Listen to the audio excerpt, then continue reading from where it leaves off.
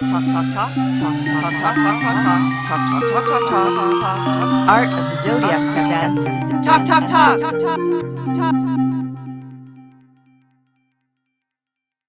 And I'm here to talk with Bett Williams, writer. How do you just? I'm so bad at introducing other people because I don't want to fuck up, and I feel like I always miss something. So, how do you introduce yourself? Let's see. I'm a writer, but in between books, I'm a writer who tends to take, upwards of 6 months unless I'm doing articles, not writing. So I'm a writer who built a sauna in my garage last week and is starting a arts residency program called The Beach in Santa Fe, New Mexico. And those are kind of like who I am today, I guess. I'm going to open this interview with a confession, and I might make myself sound really creepy, and I'm okay with that. I mean, we'll see if I'm okay with that. I'm the one with the sad rising. So I listened. Okay. So your book, The Wild Kindness, I both read and listened to the audio version, and it's really great because you read the audio version, right? Yes. And so I started reading this book. At times, I will say I did that really fun thing. I don't know if you've ever done with Audible, where you listen and then you read, and it's like the author is reading to you. Have you ever done that? Wow, I think I have had that experience. It's really exciting. So I started reading your book in Detroit, and then I took off on this really intense road trip to move to Los Angeles. Like I was spending 12 hours in a car, which is just humbling in the most. I don't know if you've ever done that, but it's brutal. It's like, I don't want to be alone with my thoughts for that long ever again. And so, but part of it, I was listening to your book and it was really exciting. And so I felt like I was having both a nervous mental breakdown, but then also taking your book and it being really exciting. And one of my big stops was in Santa Fe, and I was really excited. So I'm reading your book, I'm leaving Detroit, I'm off to Santa Fe. And I got there and I met my friends for coffee, and I it was every part of me that I had to stop myself from whipping out the book and being have you read this? Do you know where this person lives? How do I get to her house? And just showing up on your doorstep, which in hindsight would have been really creepy, and don't worry, I would never do that. But you just mentioned you just built a sauna, and that might have changed everything. I love saunas more than anything in the world. I would have welcomed you, just saying. So next time I show up just frazzled, a complete but I mean stranger. you, not everyone. Do people just? I know you entertain. You're a destination for people. But do people just show up at your house? It's strange because it happened more before the book came out. After a few articles I wrote, I had one creepy dude who really wanted to bond. And it was when my partner at the time, Beth Hill, and I were running a store out of Madrid, New Mexico, which is a coal miner town with bikers and cowboys and hippies, and it's a wild place where people love each other a lot. And once people got word that the guy in the van wouldn't leave me alone, somebody took care of it and he was gone. So I was really grateful for that. Yeah. So you have had a stalker, but no, just like friends don't just show up.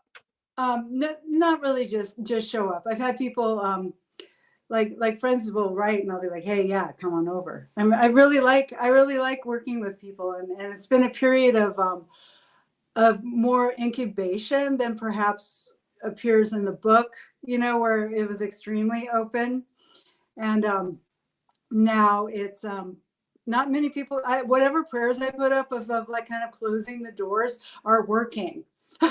Perhaps too much. It's a very quiet, unpeopled life, and we finally my fiance Rosemary and I, we put on an event last week at the beach at the arts residence, and we finally had a rager with some really great erotic art noise music with an artist named Sarah Turner, and like tons of people came, and there was like rope dancing, and it was like, yay, it happened again. You know, I was a little like wondering if I was like you know, AARP psychedelic in a very quiet life out here in the desert, you know, but I, you know, Beth lives down south of the land, and you know, we all want to still create a space for art to happen, for parties to happen, for groups to get together and connect, because we've been spending a decade or whatever building infrastructure for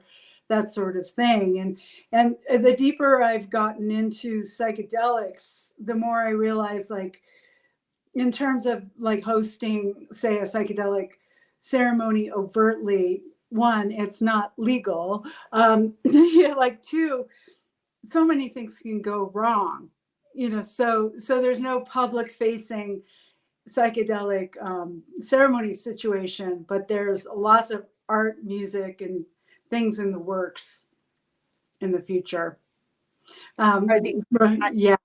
Rosemary and I are going to arts in residency and coming back, and then we're gonna a lot of the themes that we're working with is Sasquatch.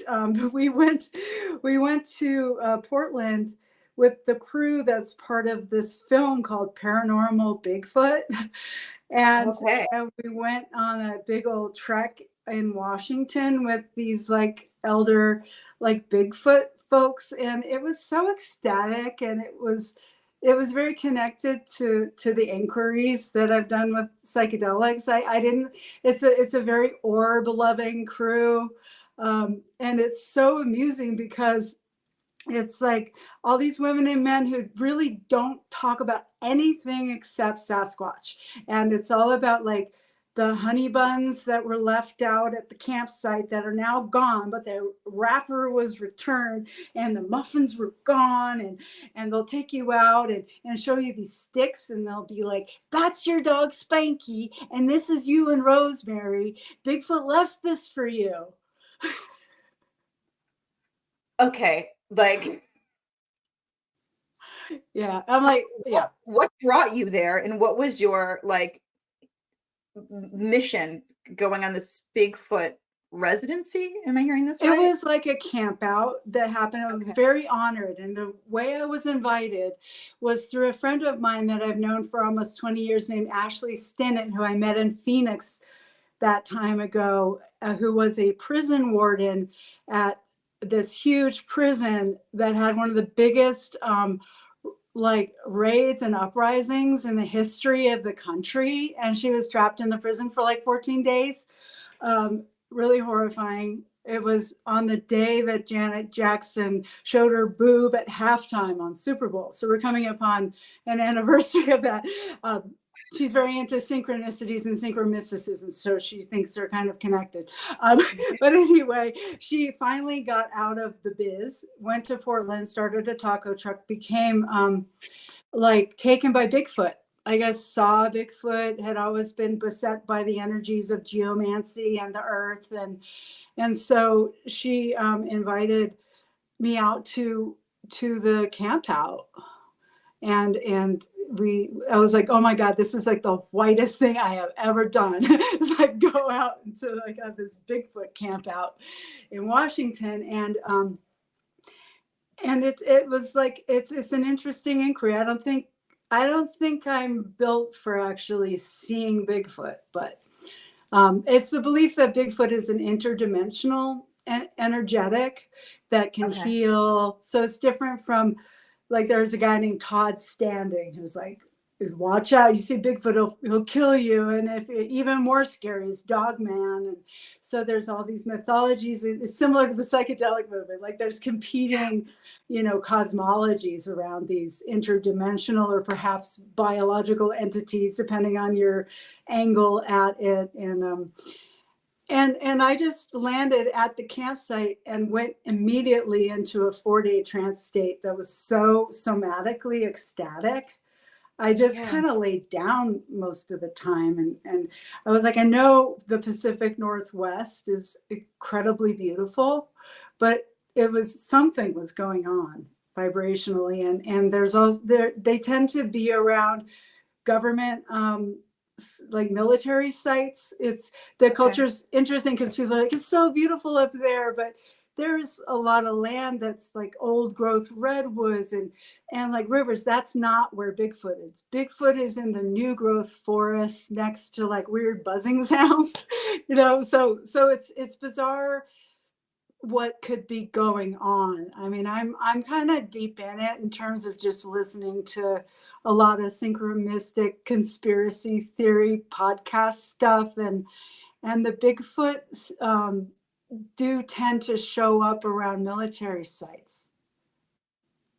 Okay. My brain, there's like, Yeah, there's a lot going there's on. branches of conversation. I want to take this in. I know. Do I go next? Yeah, you can brain it in if you want, because man, when I'm Well, not I'm right really, the place. no, I'm fascinated. I'm trying to think of like a new thread from this. No, okay. I'm going to go back to a question I was thinking about.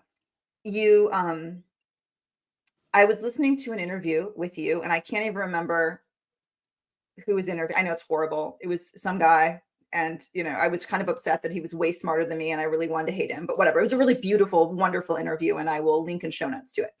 But you said something like to the effect of to live a psychedelic life is to take psychedelics, and this idea of like what it means to have like a psychedelic life, right? Yes. And do you like, I don't know, it feels like you had like a very like psychedelic experience with Bigfoot, right? Like, how would you describe that through that lens? Yeah, it was a when I do mushrooms, it's a Yeah. it's a body experience. I do it Okay. to feel like I'm here in my body and I have access to all the tributaries and organs and insights from the inside out. It's an ecstatic experience. Yeah. And the Bigfoot was the same, maybe because that's how I practice. Like if I'm confronted with an otherness that is a medicine, which is how I think of Bigfoot or Sasquatch. The lore goes all the way back to India with Meher Baba actually wrote like a 600-page book about a Sasquatch energetic, which has to do, like, he'd be like, a lot of the street people that you see are Sasquatch, you know, they are that, you know, and they carry that energetic. So whatever that was in my psyche, those things bring up the question, is this something in your mind that you have agreed that is a medicine, or is it an actual medicine? And I don't know. You know, same thing with mushrooms. Like, am I just engaging with something that in my mind is it's holding it as a medicine? Yeah. So anyway, I went into an ecstatic state for the 5 days I was there, and while a lot of people saw orbs and glyphs and all those things, and we just go on these very short hikes, and you'd see the trees falling in, like, it looks like a wishbone, and a tree will fall and it'll be like a giant tree in a diagonal, and it's like, oh, Bigfoot did that, and like you get hit with it, the kind of spirit, whenever somebody like sees something like that. And it's very sweet. It's a very lawn chair, like coffee cup, you know, Arla and Barb Shoop. If you see the movie Paranormal Bigfoot, these are like, you know, and Ashley, who's, you know, just like a very tough, like gorgeous Butch Dyke, you know, just going like, yeah, well, you know, Ashley had a fairy visit her in her van, like open her eyes, actual naked fairy flying in the window, like she's gone to like level 6 where she's actually seeing shit. You know, so she's gonna give a talk out here next month. We're going to see the eclipse at Arla's land in Oklahoma. So who knows? And then we're going to the Bigfoot Museum for the eclipse in Oklahoma. So yeah, that's where my psychedelic life has taken me these days. This paranormal Bigfoot land. And to be clear, when you were in that trance state at the Bigfoot camp out, there were no mushrooms. It was just, you were just like high on Bigfoot energy. Am I getting this correct? Yeah. And the energy of the people who clearly have been chosen for this by something. Like they're just devoted and they see stuff every day. Oh, also greasy handprints are a big thing. And then you take the greasy handprint and you use a substance and you put it under a black light and you can see handprints and stuff like that. But also it's the beauty of the mundane, which is also part of the psychedelic experience. It's like, oh my gosh, the coffee cup, you know? So it's like everything is reduced to utterly mundane shit. Like I've also come to terms with the fact that like the paranormal in a weird way is like an aspect of the mundane because it's so mimetic and so kind of limited. You have like Bigfoot, you have UFOs, you have orbs. And like, it's kind of all you like, it's sort of like, it's nice because there's not too much to deal with. You know, it's like a mundane, there's a mundaneness to it. Which is very Buddhist, you know, it's very like chillax, you know. You know, so I'm talking like all these, like, I feel like I'm just like the threads of questions coming out. Going back to maybe where this thing that maybe the reason that brought us together is your book, The Wild Kindness. Yeah. And you know, you're writing about your experiences or your relationship with mushrooms. I hope I'm not sort of butchering this. Not at all. Speaking of like, it almost feels like I'm thinking of like liminal states. Was writing that book something like, how did your life change after that book? And sort of here you are on the other side now, like at a Bigfoot camp out.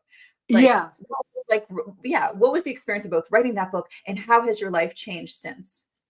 Well, you know, I've watched the psychedelic movement go radioactive and just turn into this giant mimetic machine of capitalism that just, you know, promises everything from sobriety to enlightenment. You know, everybody from the Mormons to the Hasidics are doing mushrooms. And it's like Rick Doblin took the stage in Colorado with 13,000 people and was like, we can bring you happiness by 2026, you know, and I'm watching my own life going like, I'm the same, you know, like I personally believe that states of enlightenment are temporary. And if you forget that, you're going to turn into a grandiose asshole. And so like, I still continue to trip, you know, I'll go through phases where it's like maybe every 3 weeks to every 3 months to 6 months. It's hard to say. I don't have a big shtick around like my practice or what I'm doing. Last time I tripped was entirely about fashion. All of a sudden I was in Paris and I was like, I'm in Paris and I need a white suit. And it was about the energetic of elegance. And I played the jazz singer Nancy Wilson, not the one from Heart. And it was like, it healed my body physically through fashion. And I was like, you know, I bet like a lot of people would think that wasn't very deep or something, but it was a beautiful trip.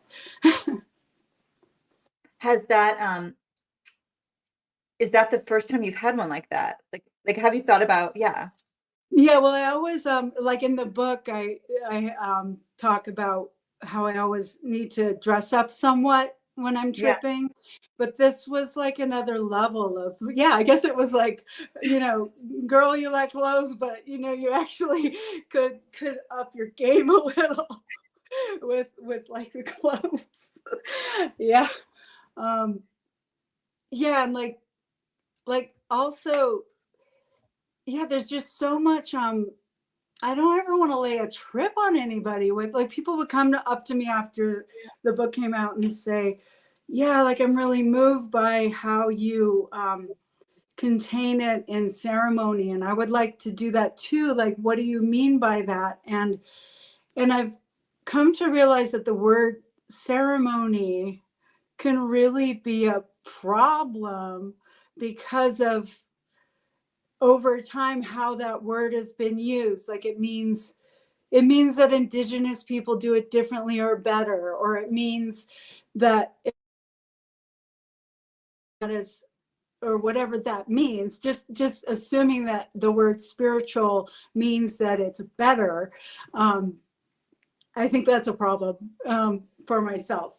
And so my practice has been unpacking like why I've had to stay at an altar, why I have certain rules with it, and kind of loosening that up, because anything can start to harden and be a trap. Because like I work a lot with the Virgin of Guadalupe, like that's also like Catholic symbology that goes back all the way to how people used imagery of Inanna in Sumeria, which both is inspiring, but also I found out that Inanna herself, the poet, was an agent of empire in Sumeria at the time. And I was shocked. I was like, oh, wait a minute.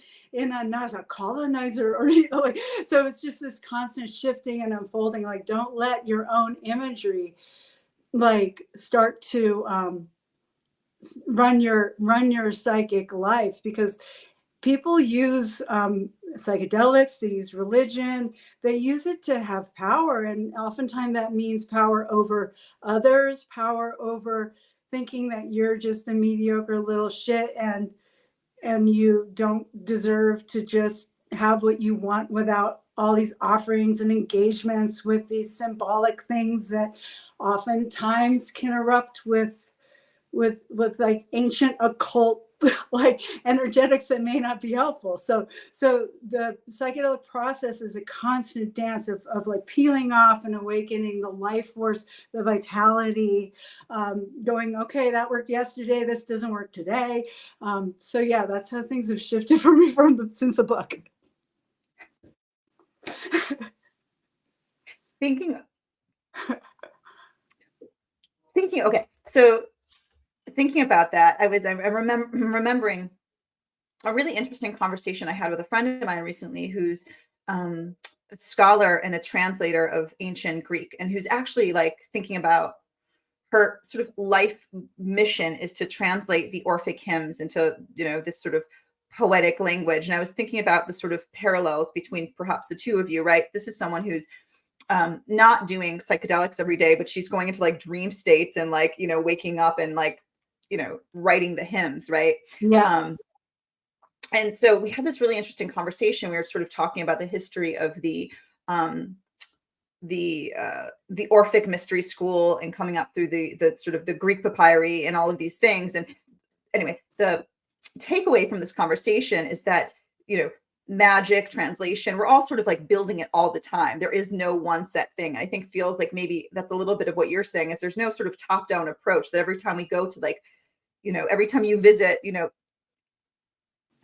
visit the mushrooms or have this experience, there is this sort of co-creation happening. Yeah. And like you'll see whole systems and structures at times, and then I've watched them crumble. Yeah.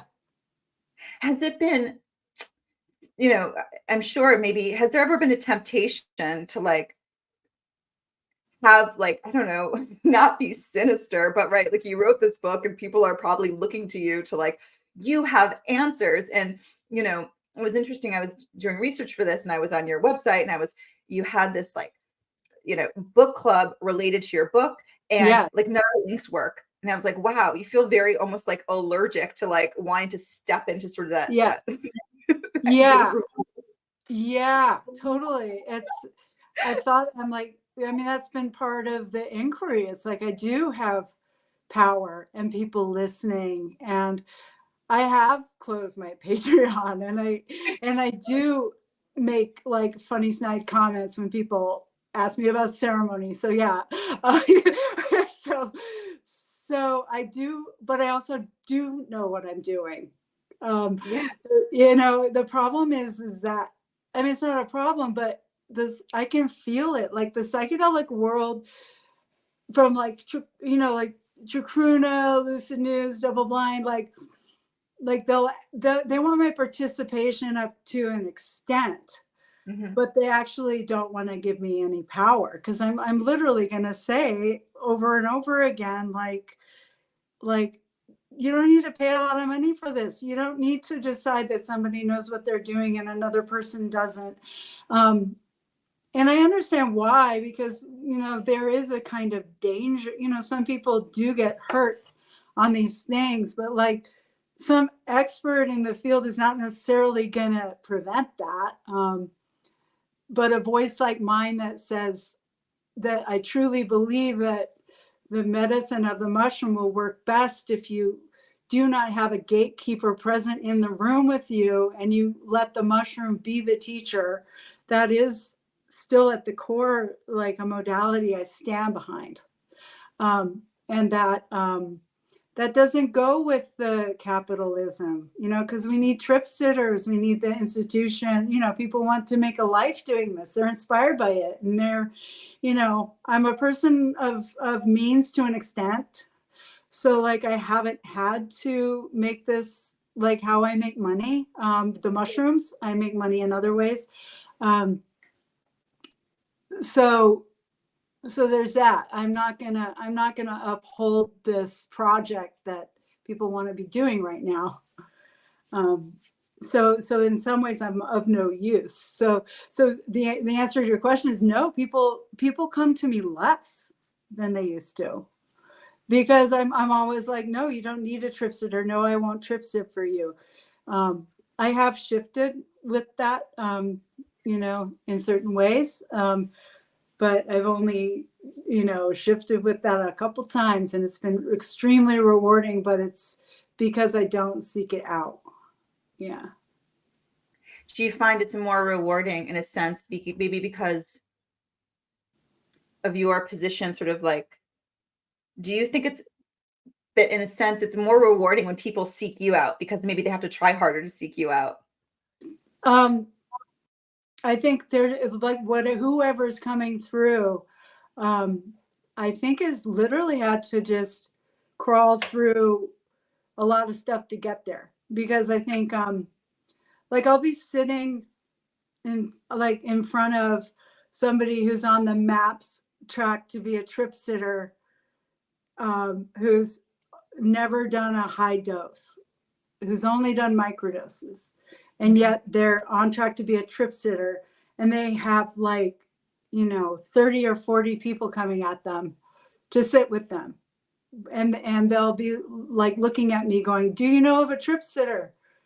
And they'll be like, oh, I've gotten into ayahuasca, but I'm looking for a mushroom trip sitter, which I guess at this point in my life I would do. But they never, ever ask. The only people who've asked have been artists. So it's like, I think my practice is so deep. The mushrooms themselves and the container I built and everything is like literally a medicine vibration that is only letting in a situation that is like effective. Yeah, because I think there's a very specific energetic that comes through this house. It's also very connected to the house and the altars that have been built over time, and the walking around, and the participation with the ecosystem. So it's like whatever I've realized, whatever happens here is not just the mushrooms, it's the entirety of the ecosystem that is participating. Yeah. Perhaps okay. I hope if you will indulge me to take some tangents here, and hopefully I make sense. They're not my questions tend to be a little more like conversations, a little scattered. But I was reading your book, and I wish, okay, this is so absurd. This shows where I am. I wish I was like looking at the book and wishing I had that like search option, like a computer where you like search a line, because I lost the line and I can't find it.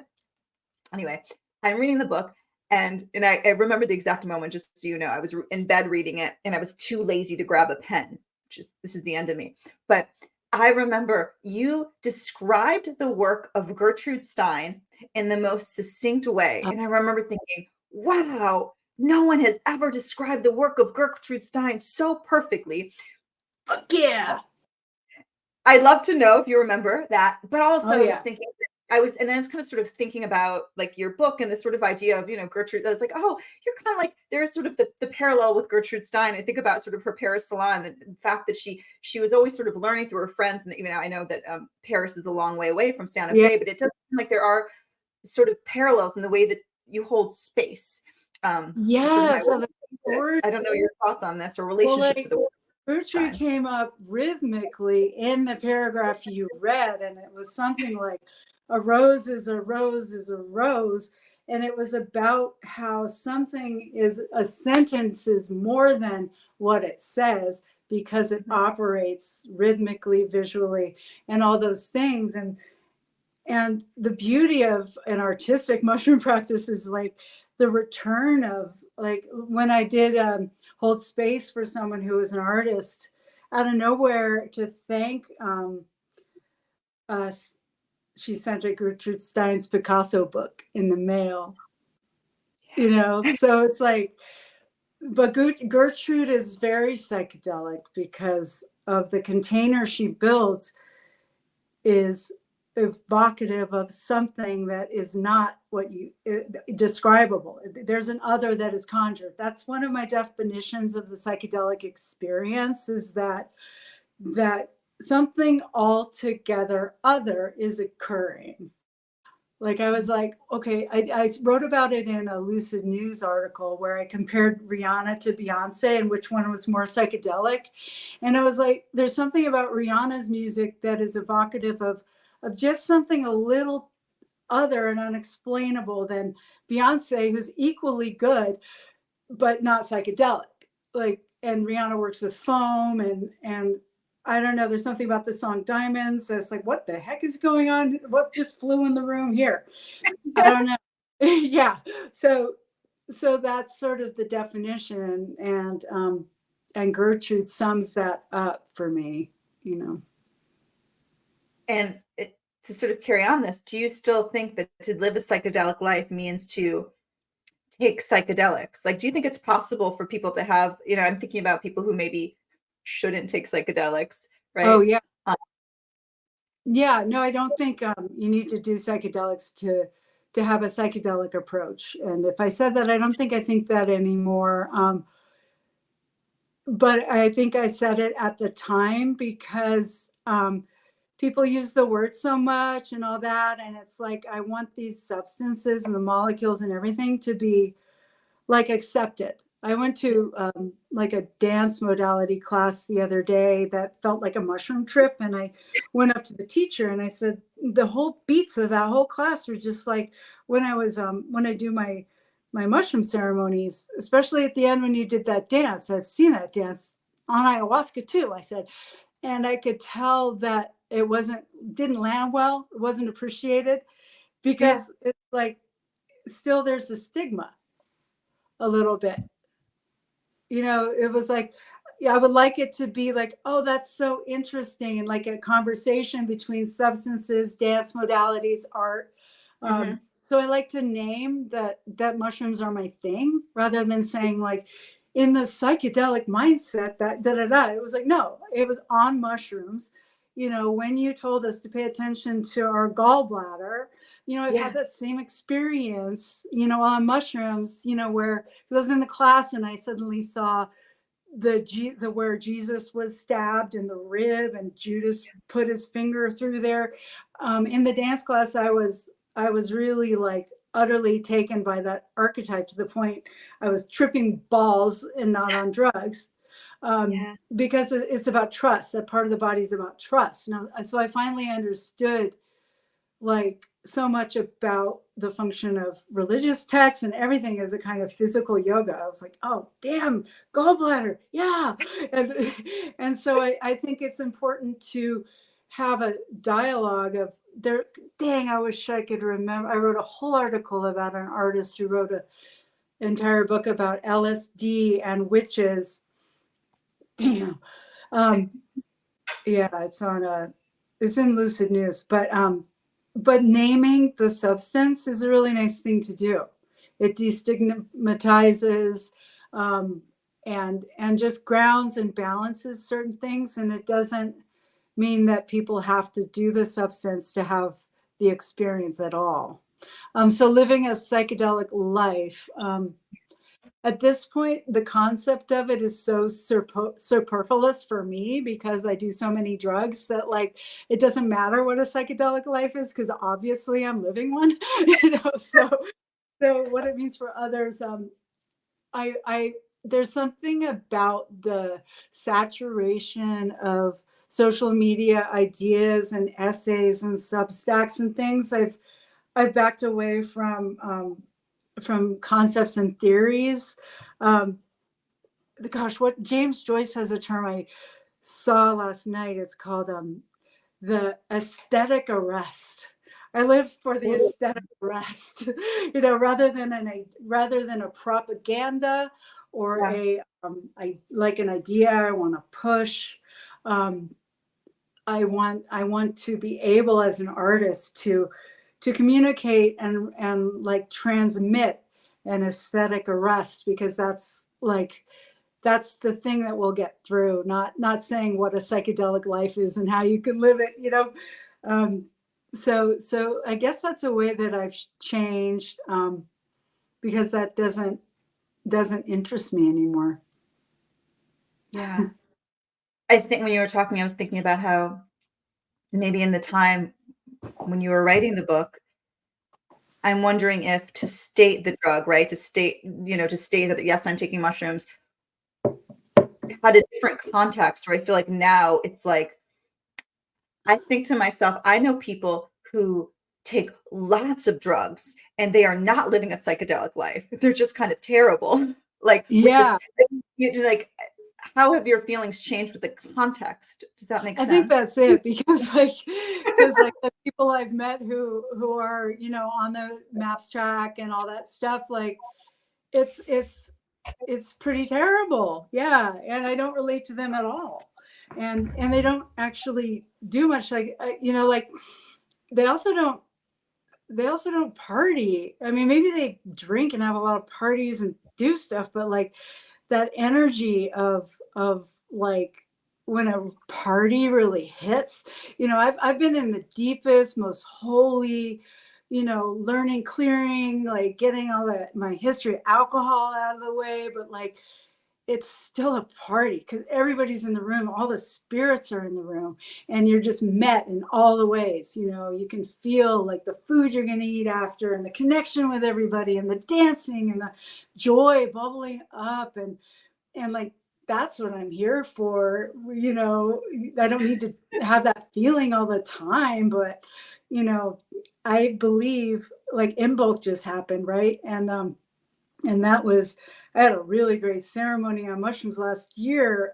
There were 3 of us, and the spirits came, and then this time it was no psychedelics, just like some crazy heavy metal gong bowl music and loud, like airport sound, like fucking my body, and like it happened again. I was like, thank goodness. Like, I believe that around this time of year, we got to feed something to live again. And it's like, I was like, if it doesn't come and it doesn't feel that way, it didn't happen.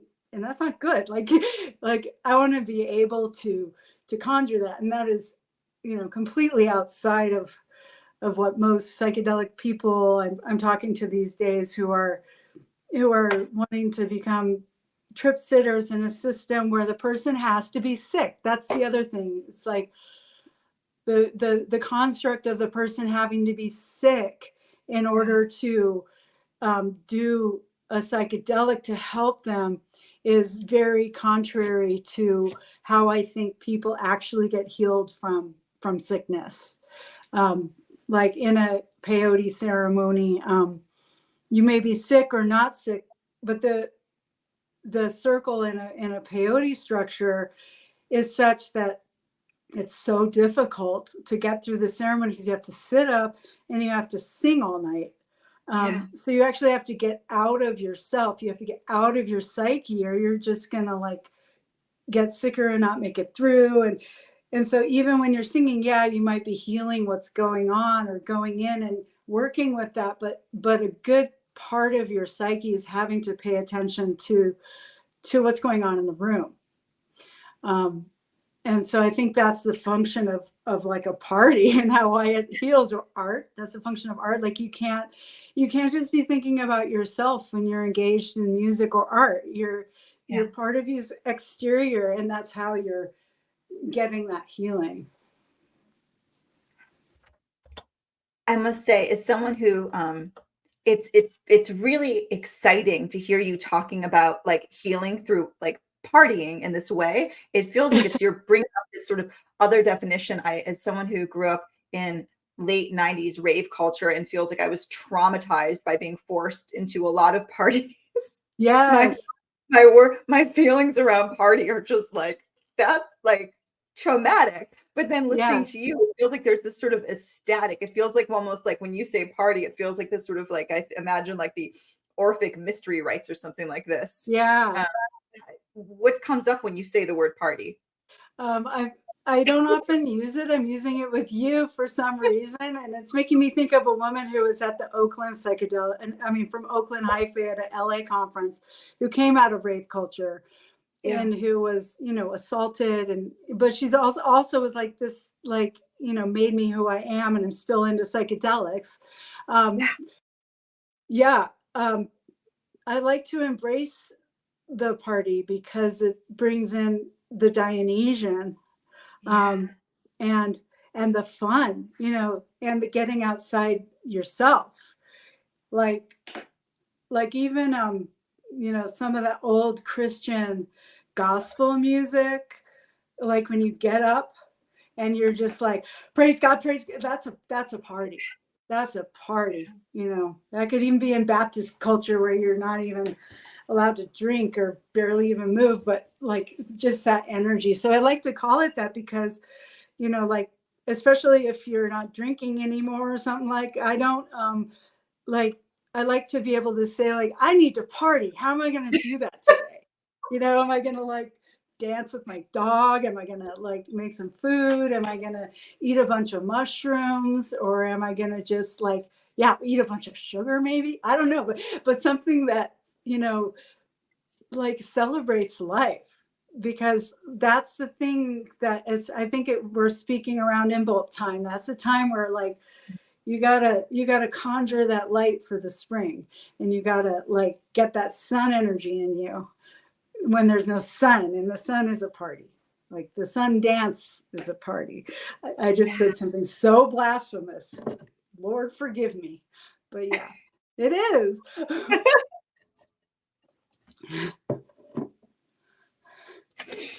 Okay, speaking of a party, total non sequitur. Two questions. What's the story with the nail, and what's the story with the ring? I feel like I've seen this ring before. Oh yeah. Well, at the beach, the arts center that's in Santa Fe town proper, we had a party and gallery show. Rosemary Carroll, my partner, is a dancer, choreographer, writer, and visual artist. And she decided to call the event 70s at the Beach. And so we had press on nails and Jello shots for anybody who drank. And it was wild because the week before we had Ariel Gore and Anna Kay, two poets that had, Ariel Gore just lost her wife to cancer, and Anna Kay had just lost her father. And I would say 4 people in the room had just lost either a parent or some significant person in their life. And that was like a very intense ceremonial night. So it's just been a train of like winter ceremonies. And so this event with the noise music and the bowls with Sarah Turner happened. That's why I got this ring. And I went, I'll send this to you. Maybe you could put it on your promo materials. We went walking in the river and there was all this ice. And I made a video of like breaking the ice with my nail. That was really fun. And yeah, so that's why I have the nail, because we had a really beautiful event at the house. And there were more. This is just the last nail standing. Is that what's No, happening? I just, Sarah Turner was like, you would be great. Why don't you put them on all your fingers? And I was like, you don't know lesbians, do you? But like, I realized, because I've been off of it for about 3 months, but I really like snorting tobacco. And I'm looking at this now going like, oh, people probably think it's like a Coke thing. And I'm like, oh, this would be good for the tobacco snuff. But as you can see, I'm coming off of it with my like vape pen. I've never done this before in my life. I got a little addicted to the tobacco. I love tobacco. Were you smoking? You said snorting? Snorting it, yeah. The rape that comes from down south somewhere is so beautiful. I'm not built for having moderation with that sort of thing.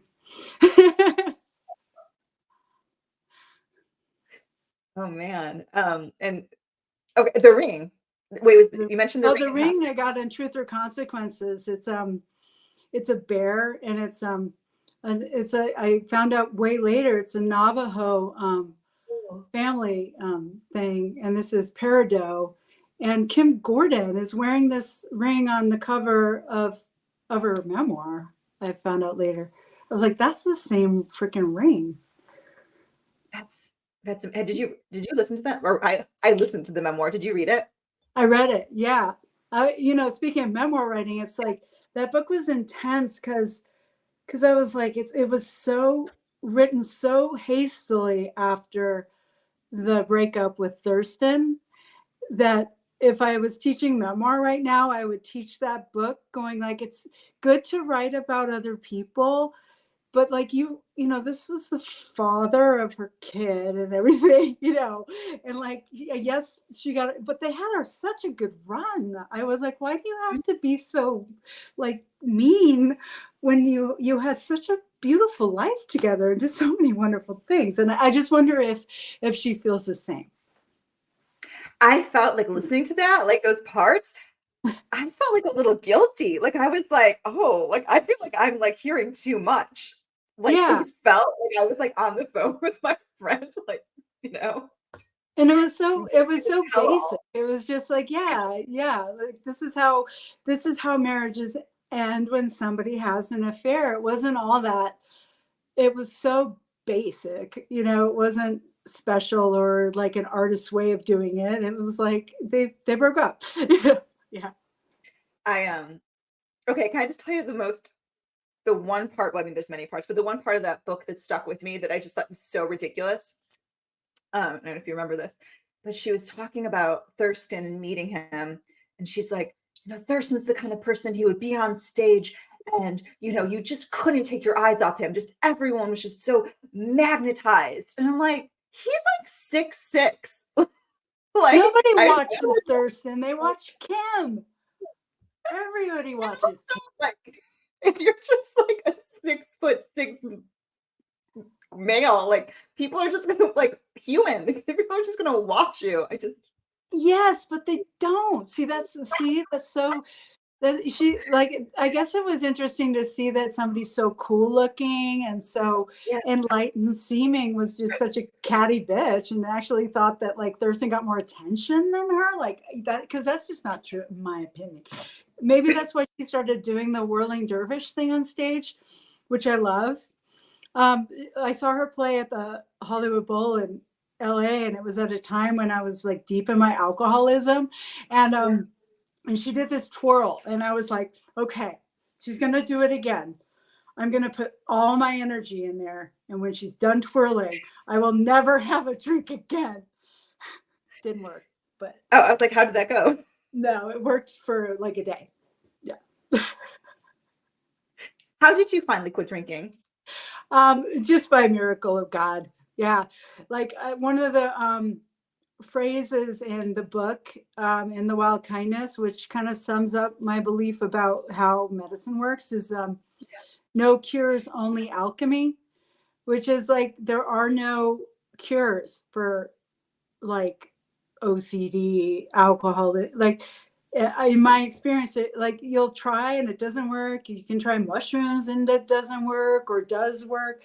And there's just things that like come together by the grace of how things work, that mysteriously can work to answer one's prayers. So it could have just been enough. I think it was enough time and wisdom to have my brain heal from long periods of not drinking alcohol that finally I can rationally see that like it just would be a very bad idea to drink again. Because I think the brain gets so freaking like actually just physically addicted and damaged that it's really hard to come out of it without like rehab or like a deep program type thing. And like if I lived in major cities, I imagine the rooms would have offered me more than they have in my life, because I don't work with that system. But I think it's just the rooms like AA and stuff. Okay. You know? Yeah. So I didn't get sober through the rooms, as they say, even though I've been through them before. It's not what ultimately worked. And they've done a lot of people have said like the majority of alcoholics do quit on their own. But I do think that it takes a certain amount of time for the brain to heal, to be able to make those, to be strong enough to be like, it's just a really dumb idea to have that beer today, you know, because if I do that, I am the type of person that would be like, God, that feels so good. I can probably pull this off, but I can't. So, do you think that maybe, even though there is no sort of cure, right? Like, yeah, what role do you think, just say this, I mean, isn't again, as someone who hasn't gone through AA, I mean, isn't part of it this idea of like humbling yourself to know there's sort of like a greater power? And do you think sort of your relationship with the mushrooms in some way provided that you didn't need these other rooms, that you sort of had your own counsel? No, because when I went to a bunch of meetings, and like I think the mushrooms, what they did was they showed one becomes has access to a smarter part of oneself. Okay. And so for me, it's actually, it doesn't work for me to think that a higher power is keeping me sober, oddly, because not like I think that the dynamic of AA, which came out of Bill W., who was a psychedelic person who did LSD and actually believed that LSD could cure alcoholism. He came out of a Christian group where people would gather, and they would get up and they would do these long, involved yarns about like how horrible their life was when they were sinners, and that the confession and the group modality kept them with God. And so it was a summer ago, I went on a big AA jag just because I felt like it was a fun thing to do in LA. And I became beset by the oversoul spirit of the rooms. I was also in rooms that weren't hipster rooms. They were very Christian rooms. They were mostly Black meetings because I was staying in Crenshaw. And so it was like very evangelical. And what happened was my car got stolen outside of the meeting and returned back. But my partner Rosemary was missing, and like this terrifying thing happened. And I had this thing of like, oh, this is like the Christian dynamic of give it over to God, but you have to give yourself over fully, every single bit of you, or else bad shit will happen. And I've seen that, like, people get suicidal when they go out in the room sometimes or whatever. So anyway, the structure of an oversoul God, I think, can be very dangerous if you have a history of, my mother was baptized as Baptist in Texas, you know, a lot of people have like weird Christian, like people don't like to talk about it, that whole God thing in the rooms. And I am actually a religious person. But that dynamic for staying sober was a little dangerous for me personally, if that makes any sense. Please, if it doesn't, try to coax some sense out of me. But yeah, no, it totally makes sense. yeah. What was the word you said? The sort of I can't go back and quote you. This sort of like the too much belief in God, right? There was this sort of overarching, it can become dangerous. I'm not giving my power over to God, because God does not require that of me. No, there's I woke up this morning thinking about your book, and I've been thinking about these threads, and I think maybe now is a good place to sort of try to like make sense of this. No, we're on a long wander. I'm reading Ulysses right now, which is about like wandering, lots of wandering. Yeah. Oh, that's how is that? But before I go on my wandering, awesome. You mean the book? The book is rocking my world. It's like pagan as fuck. So good. Do you ever do like? Go on. Okay, cool. I just got really. By the way, I got really excited reading. I went. I'm going to take two tangents because this is what if you've noticed, this is what I do. I was looking you up last night, and I was like, you know, just doing some research and whatnot.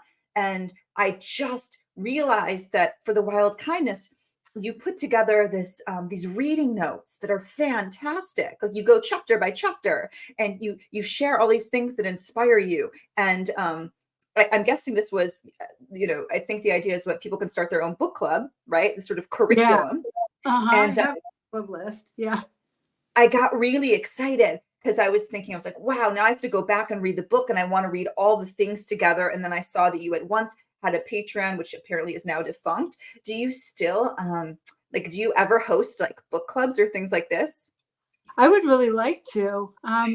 The thing that was really fruitful was the conversation of Maria Sabina's book that Jerome Rothenberg put out with the text of her Veladas and her introduction, because it's just the most gorgeous writing ever. And then it was wonderful to read about really what's going on, that her tropes and energetics are actually commonly held. Like when she'll be like hummingbird, it's not just a hummingbird, it's a whole Mazatec like rigmarole that is evoked with that word. And so that was really amazing. And then we had one on Octavia Butler's, the one with alien sex.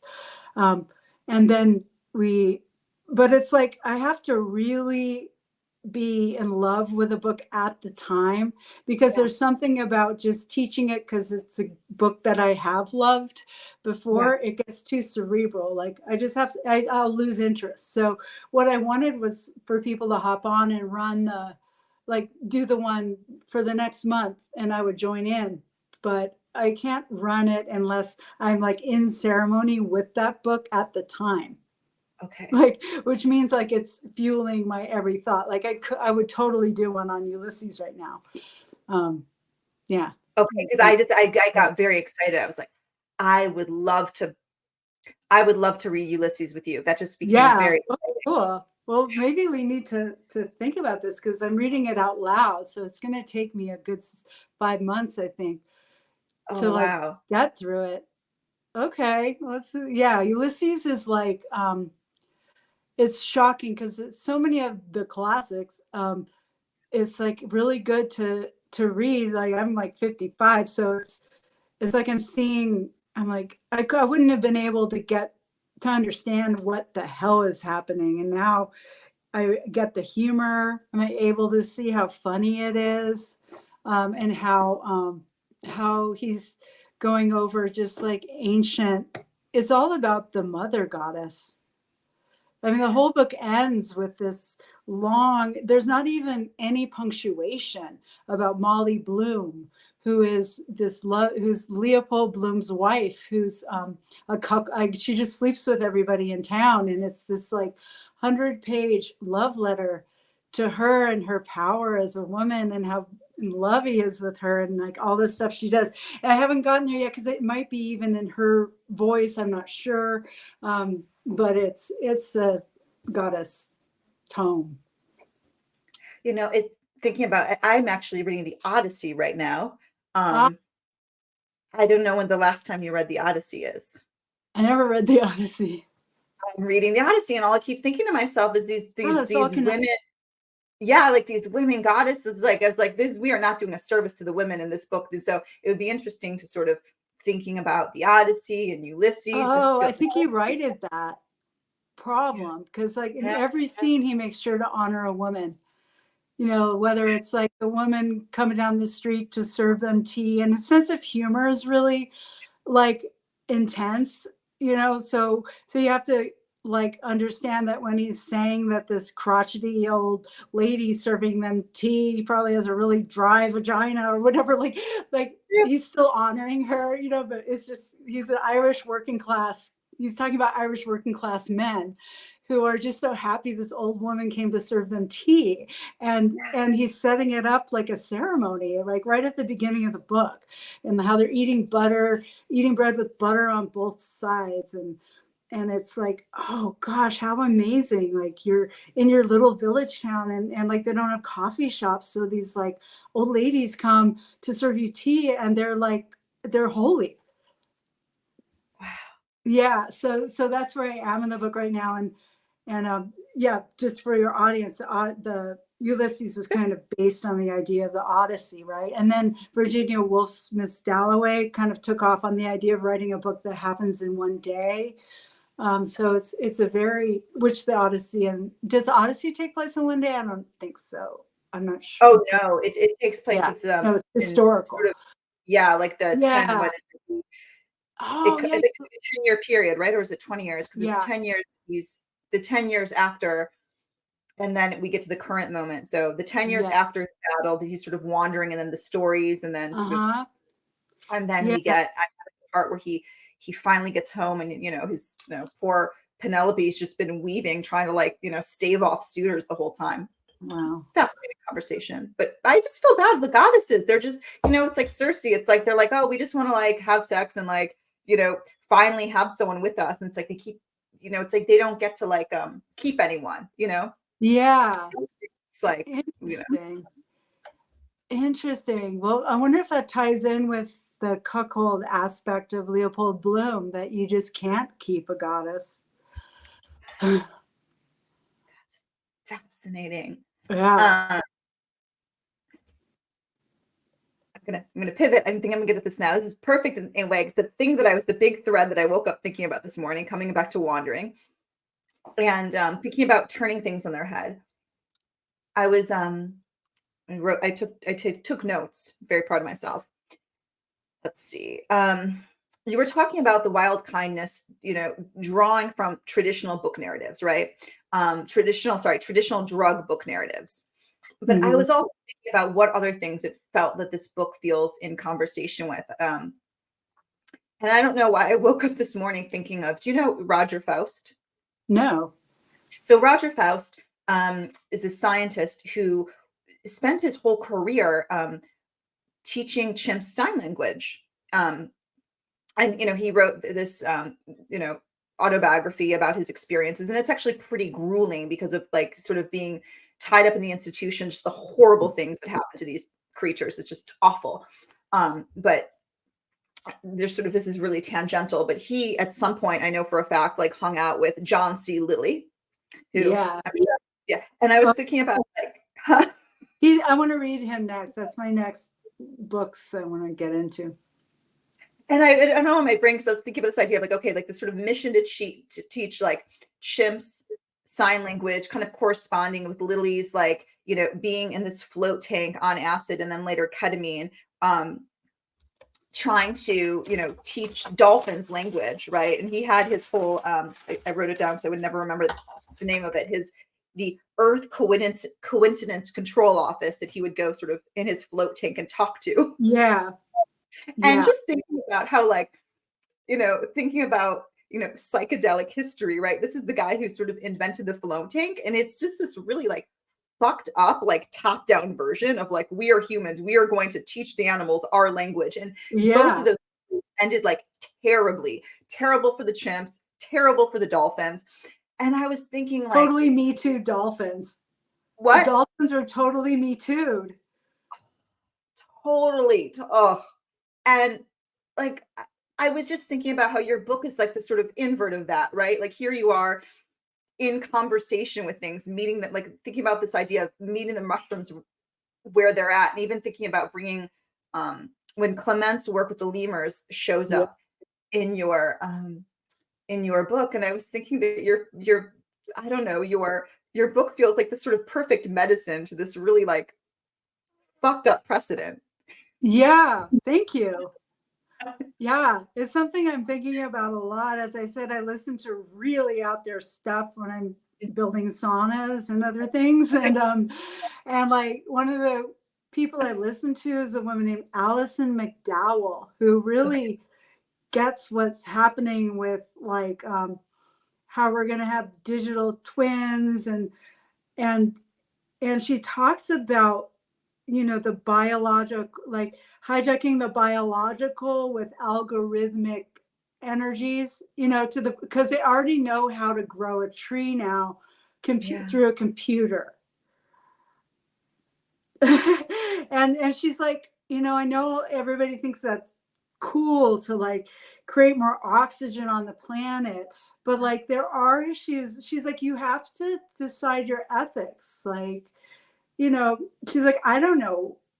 She's like, I don't know, but like, you know, is it really, are you really comfortable like taking trachea tissue from a human and like putting it on the, like a space station where it's mixed in with trees and then a computer algorithm to create like oxygen and different structures to live in and all this stuff. So like all of that leads to like who's controlling it, even if it's algorithmically controlled by AI. Like we are in a really precarious place where some of our most wild, creative, John Lilly-esque thoughts could go in a direction that is so dodgy that we do have to decide our personal ethics around. And she used to like come at it through like deep paranoia and deep Ludditism, but at the same time, it's like, you know, we're all going to be taken on this ride. Even if you don't even have a phone, we're so connected to each other that all humans we're already part AI. Like where we decide to walk and go and talk to is very curated now by a kind of like ant computer. So that's a place that I'm always living in my mind in terms of choices I make with how I relate to all things is like how much of how I speak of them as a writer is just going to get like sucked up into, you know, it's like, that's why I don't like to proclaim theories or all that stuff, because it's like fodder for the machine. Like I want to create beauty, the aesthetic arrest that James Joyce was talking about. Yeah. Is that a direct answer or kind of a side? Yeah. No, I mean, it wasn't a direct question. Yeah. Okay. Yeah. Yeah. But yeah, John Lilly's he's a real sus guy. Yeah. And like, I mean, that's a whole conversation. Have you seen the documentary on him? There's some No, film I like haven't. that. Okay. Yeah. I didn't know it's accessible. Like It's I mean, it's not like anything big budget. There's just something like there's some things you can find on the internet, but it's just like, it's this sort of exact opposite, this sort of very top down. I mean, he wasn't even, you know, he was channeling these entities so that he could give the directions so somebody else could, you know, teach the dolphin. And all that, you know, we have something here called the Santa Fe Institute, and it's bizarre because they do a lot of stuff on psychedelics, but most of their stuff is about radiation and nuclear energy. And they have a side project and all their, their funding comes from strange places, like Epstein being one of them. And it's very, like all this stuff that we're seeing on the outskirts is connected to a lot of machine system development, and psychedelics are a major part of it. Children are a major part of it. Like what they're doing is they're setting up whole schools in smart cities where all the children's toys are digitally connected. So they're getting algorithmic information from the children, and they're really into diagnosing whether they have autism or ADD and all that stuff, so they can kind of like play, monetize that or play off that, or, figure out like, are the kids labeled autistic, have a certain kind of intelligence that can benefit this or that. And it's all tied in with like the digital twinning mechanisms and development. And so one of my images that I have is that we mine children now, their psychic energies and stuff. And that's also an issue of consent. I couldn't imagine, like, on a very basic level, just knowing people, friends of mine who have children, and like what it must be like growing up and like their parents, this is just normal stuff. Like their parents always know where they are, right? Because they're kind of attached to their phone. So they're like, they could just like, oh, they're over there. Like I couldn't imagine. It's such a strange thing to feel that, this idea of feeling like you can escape or that you can live in a space where no one knows where you are feels like such a piece of the past. Yeah. Yeah. And now that like cultures, like indigenous cultures that have whole different ways of looking at the world, they're wired up now too. And so the idea that our digital future, like Allison's always trying to get across, that it's not this like oppressive robotic thing. Like people are studying time travel. People are studying cultures that think about time differently. So when I get this sense of like, wait, time's acting weird, it's like the idea of a mutable sense of what time is. That's an innately, I always thought of that as like innately groovy, but that's also something that's going to be mobilized by, the powers that were or whatever to like, to work with our talents, to mobilize our talents in a certain way. Like, but I personally just don't like the idea of being, it's already hard enough being influenced and guided by humanity in general, and like the great trudge through time with our religions and beliefs and cultures, but it like latching on to a machine mind is like I'm kind of not so into that so much, or at least I want to be aware of that so I can kind of somatically suss out what the heck is going on, Yeah, have the mushrooms given you any advice of how the future feels really bleak at this moment. I'm sure there's been periods in history where it always sort of feels bleak, but it's a big question. Do you have any advice for sort of navigating this dystopian future we've arrived in? Yeah, well, like when Kalindi E out of Detroit passed away, he was a practitioner who worked with upwards of 60 to 80 grams every mushroom trip. And so I did 25 grams with Syrian rue, which bumped it up to about 35. And I was standing on my hill looking down at my house, and I saw in front of the house what I was told was like the language machine. And it was like a machine, and words went in and were like dealt with by elves, and then they came out another thing, and I saw that it was computerized, and it was a little bit hopeless. And then where I was standing were the people who were kind of outside systems to an extent. I saw a lot of our friends there, and Clement was there, and like Cornell West was there. He had just left Harvard, and like stumbling around in this sort of bubbly biological trail in the dark while there was a giant UFO above us and the language machine over there, and this sort of interstitial slimy zone that was really pleasant, but also a little lonely and scary a little bit, because it was like we weren't sure if there was going to be like a place to get a burger or anything, you know. So yeah. What do you like? How do you interpret the language machine if you do? I interpret the language machine as the things that we feed it get taken and turned into a mimetic thing owned by capitalism. And so like my word, the reason why I think like I thought my book would hit and I would be a star. Like I would be the next like Terrence McKenna or something. Yeah. You know, I was like, that just seems like what will happen. It didn't happen. And it's good because I get to not have stalkers, you know, at my house. You know, that's really good.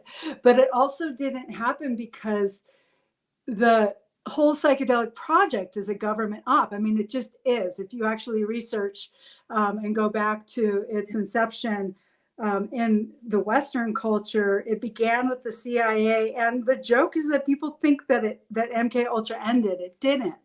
You know, so everything that we do that is powerful, and psychedelics especially, are very controlled, and the leaders are picked and placed by organizations like MAPS and Chacruna and like, you know, and Peter Thiel and Compass Pathways. So what ends up coming out of my words ends up having fans come up to me and have nothing to say but how much should I microdose? And I'm like, I spent the whole book saying microdosing is kind of irrelevant to anything I'm talking about to an extent.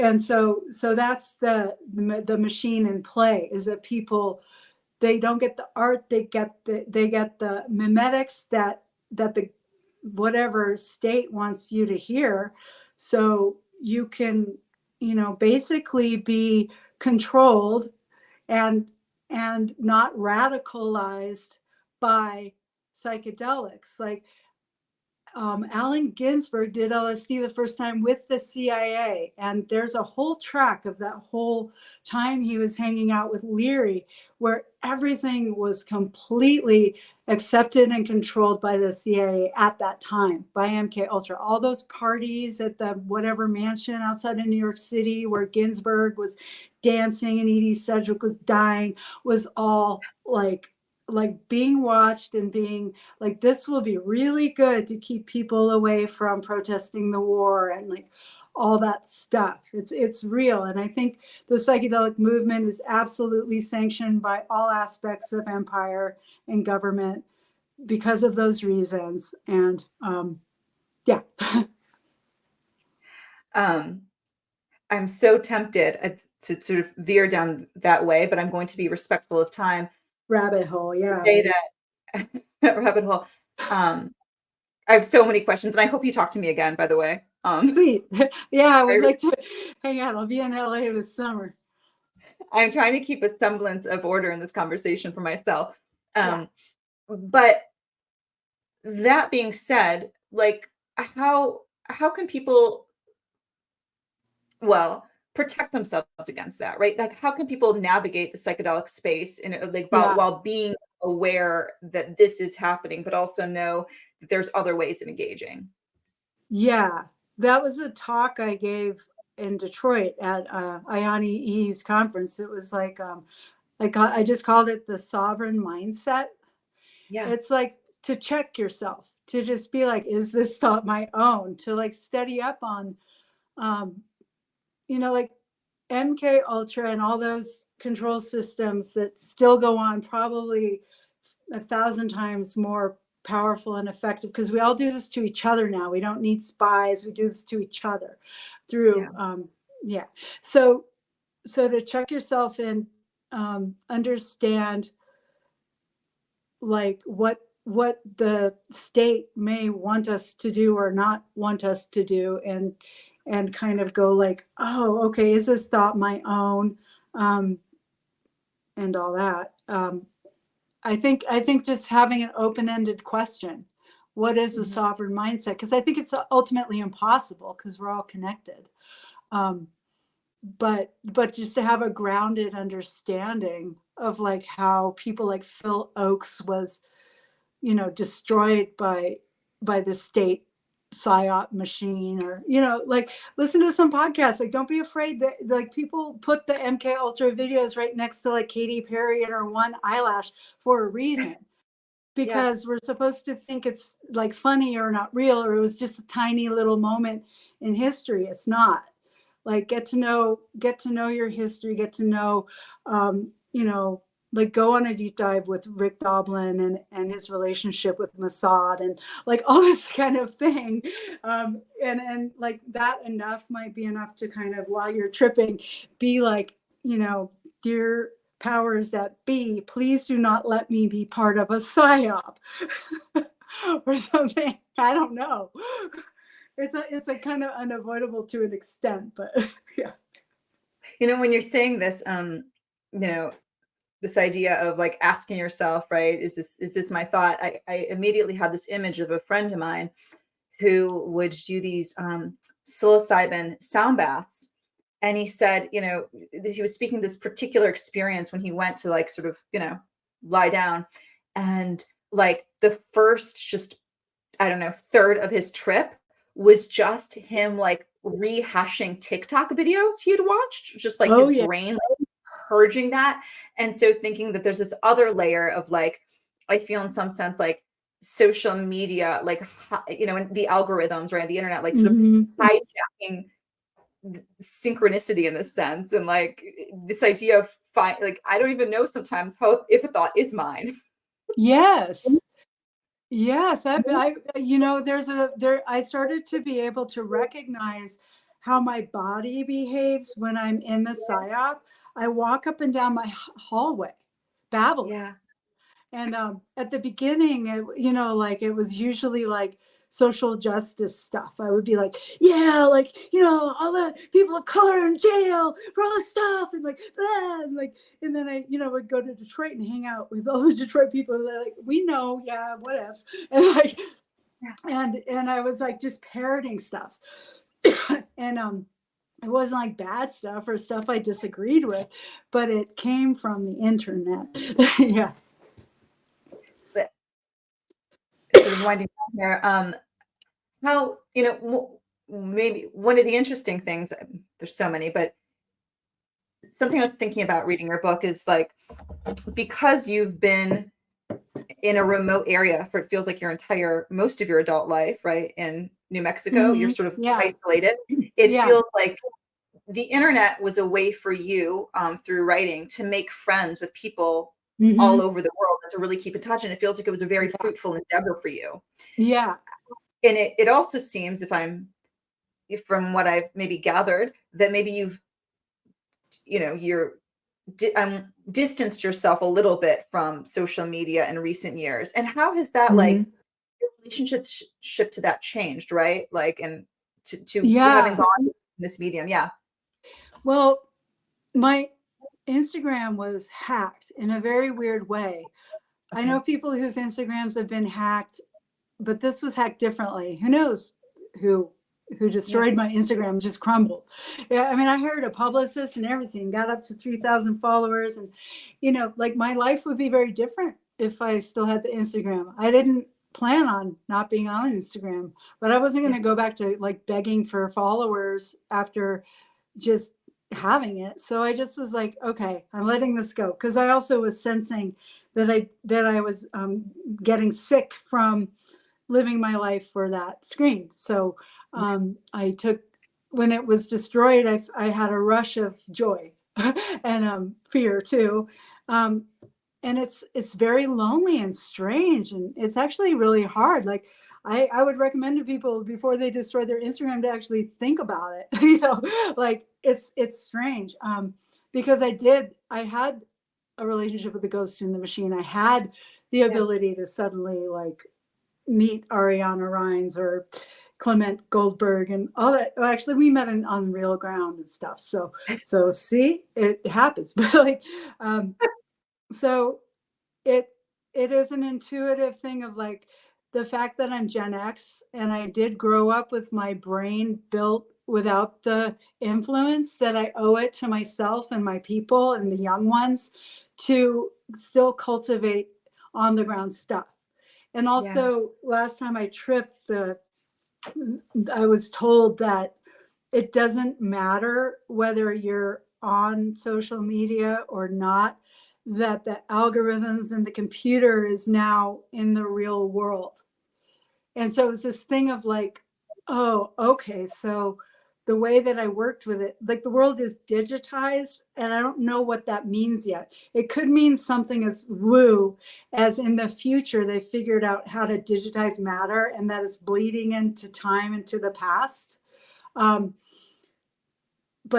I believe that that's what's happening. So my goal, because right now I'm just addicted to Twitter. I don't like post on it or anything, but I'm just utterly transfixed. I spend an hour a day or more like just transfixed by Twitter. It's like pathetic. And I will go off it. You know, I'm going to a residency. I'm going to get off that thing, period. But like, I do think we're living in a world where all that energetic is now, you can be in relationship without being on your phone. Yeah, it's a computer. The world is a computer, and it's weird to say, but it is. Yeah. And do you think for you, sort of navigating this, because you're like, oh, that's exciting, it's off the, and you're like, it's off the computer, but the computer is still off the computer. And do you think, see that like mushrooms maybe will continue to be sort of a place of clarity for you to check in, to sort of feel like how you're feeling? Absolutely. It's where I go for that. And in terms of, you know, that brings it down to like, oh God, Bett thinks that life is that existence is a simulation. And I remember meeting somebody who believed that for the first time, and he was like, oh, I just think that every, like on a Tuesday, and it's like, okay, today it's all a simulation, you know, but like, you just try it on for a day and it's like, oh, she's, and then you know, I just like let it go.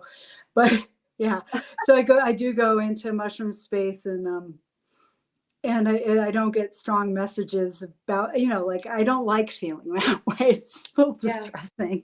Yeah. So you don't have an Instagram. You do have a website. How can people engage with you and find you? And what's the best way to buy the book? The best way to buy the book is, I guess the best way is to go to your bookstore and get them to order it. And then the next best way is to just, you know, buy it online. And you can get it straight from my publisher, Daughter Press, or wherever you prefer to buy books. And on my website, I have an email, and I do, I'm very ADD myself, so I will like write you back, but I may not be all that coherent. You know, like, what just happened? Did you realize you just came off and came on? Yeah, totally. Yeah, so I do like connecting with people and hearing from people, and I do intend to have some heavy metal noise music concerts on the 40 acres of land that is now part of the project, whatever that is, which is ultimately like the holy party that I have been called to bring down upon this here dirt. The heavy metal noise music parties, and how like do we it may not always be that sound, but that's what I'm into right now. Oh my gosh, I was like, this can fix you right up. Like do you know about it, that there's a thing called noise yoga? No, do tell me. I mean, I like sound baths. This feels different. It's like there's like the bowls and all that involved, but what is also involved is thunderous fuck you up bass sounds, like sometimes like drums and shit, like deep. It just gets like you're shocked. It gets like you're grounded. I don't know, but it's just like where it's at in terms of like putting like one's psychic physical body together. I can imagine, I'm not a yoga person, but I do it occasionally. Like I can imagine being able to reach certain poses with this sound in a way that one could not without it. Okay, like let's stay here for a moment. It's are you just, is it like a sound bath, like where you're just lying down? Is that the experience? Or are we supposed to be active during the heavy metal noise? I think the noise yoga would be like somebody literally doing a yoga class, and then you've got the different musicians around with electronic apparatus as well as non-electronic apparatus, Okay. making a very loud sound. And you've experienced this because you're really into this. So who's giving I you just experienced it. It's like my new revelation, and it wasn't even a yoga class, but the word is that it's like a thing, and so I want to create that because I need to experience that. So, like, how can I experience this? Are you going to be doing? Yes, Google noise yoga Los Angeles. I bet there's some stuff going. I bet it's a thing. Yeah. Okay, but you're going to be hosting these things. Yeah. You feel it. Okay. Yeah. Yeah, we're gonna do something called Sandcastle in October, which is gonna be like a giant circus rig performance with Rosemary Carroll. We're gonna build a sandcastle. It's gonna be like kicked over and like destroyed and like just like joyous art celebration and yeah. And it sounds like noise yoga. Okay. Yeah. Can we just email you for directions? Like, how do I get to the yoga sandcastle party? Yeah. Yeah. Okay. I think it's going to be in October. You should come.